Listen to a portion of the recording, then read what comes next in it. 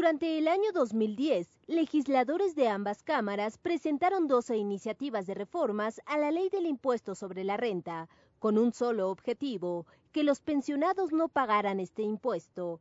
Fue el 6 de abril de 2011 que las comisiones dictaminadoras presentaron ante el Pleno el proyecto para exentar del pago del impuesto a los jubilados cuando el monto mensual de la pensión fuese de hasta 25 salarios mínimos diarios.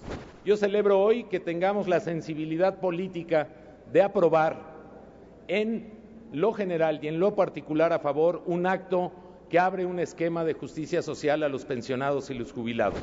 En esa discusión, el debate principal se centró en los costos que esta exención tendrá para el erario público. Restituye la justicia y que le devuelve la justicia a muchos jubilados. No es un exceso, como yo les decía antes, no es un exceso. Una pensión de hasta 25 salarios mínimos en las circunstancias que vive el país. Pretender ampliar el espectro de beneficiarios va a generar un gasto fiscal mayor y va a beneficiar a los que a lo largo de su vida laboral tuvieron las percepciones más altas. Finalmente, fue aprobada en la Cámara de Diputados con 357 votos y posteriormente enviada al Senado, donde se presentó ante el Pleno el 10 de abril de 2012. A pesar de su aceptación en lo general, la Cámara Alta realizó modificaciones al artículo 109 de la Ley del Impuesto sobre la Renta. La minuta original exentaba de ese gravamen a todos los jubilados y pensionados que percibieran hasta 25 salarios mínimos. Los senadores la modificaron para establecer que el beneficio sea únicamente para quienes reciban hasta 15 salarios mínimos. Con la reforma a la Ley del Impuesto sobre la Renta aprobada por los senadores, solo pagarán ISR los pensionados que obtengan ingresos de hasta 28,048 pesos mensuales. La mayoría de los pensionados en el rango de 9 a 25 salarios mínimos son personas, y esto es muy importante, que por su esfuerzo y responsabilidad en la vida laboral llegaron a mejores niveles de salario. Pagaron el impuesto sobre la renta en los más altos niveles de la tabla.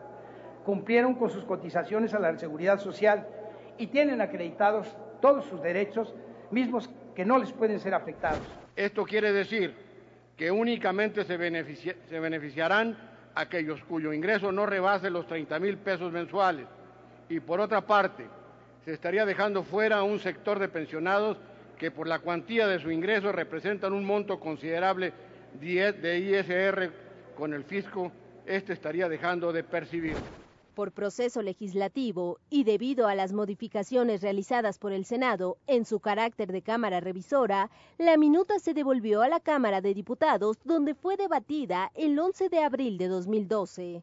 En los posicionamientos de los grupos parlamentarios, legisladores de diferentes fracciones manifestaron que con esta medida se beneficia a más de 3 millones de trabajadores jubilados y pensionados del país. La luz de cómo viene la minuta, si no la aprobáramos como viene, pues nuestros pensionados estarían todavía peor, se quedarían en una situación peor y bueno, pues 15 salarios mínimos, aunque de ninguna manera nos satisface, creo que es una aportación mínima. Un consenso que aprobamos aquí se fue hasta con 25 veces el salario mínimo. Hoy nos la regresa al Senado con hasta 15 veces el salario mínimo, lo cual va a beneficiar poco más o menos a más de 3 millones de trabajadores jubilados y pensionados a largo plazo. Finalmente, el Pleno de la Cámara Baja aprobó el proyecto con 287 votos a favor y 2 en contra. La minuta con proyecto de decreto que reforma la fracción tercera del artículo 109 de la Ley del Impuesto sobre la Renta, por lo que pasó al Ejecutivo para su publicación.